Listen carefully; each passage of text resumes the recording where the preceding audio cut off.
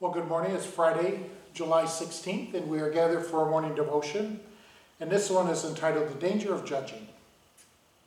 If we humans start playing God and judging good and evil, how long will it take before we say this person or tribe is good and deserves to live, and that person or tribe is evil and deserves to die, or becomes our slaves? How long will it take before we judge the species of animal as good and deserves to despise, but the other one is worthless and can be driven to extinction? How long until we judge this land as good and deserves to be preserved, but that river is without value and can be plundered and polluted and poisoned? If we eat from the second tree, we will soon become violent, hateful, and destructive. We will turn our blessing to name and know into a license to kill, to exploit, and to destroy both earth and its people. God sees everything as good, but we will accuse more and more things of being evil. In doing so, we are creating ourselves the very evil we claim to detest in our lives.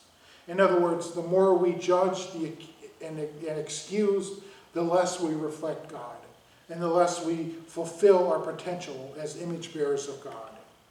So today, notice people in your life who don't judge or accuse or reflect on how you feel in their presence. And so he's simply saying that judgment is it's a slippery slope. Once you start judging something as good and something is evil or bad, the bad thing becomes useless, so let's just get rid of it. And the good things let's keep. But that's only my perspective.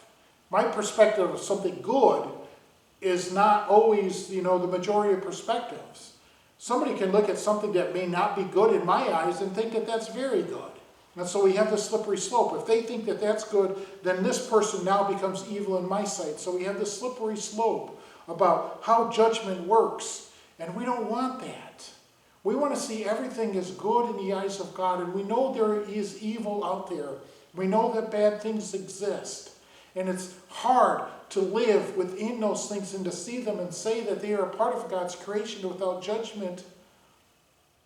But that's what we're called to do. We are to be God's image bearers in this world and look at all things. Whether somebody agrees with you or doesn't agree with you about a particular subject, we are to show them love and be reminded that that child's perspective is as valid and good as yours.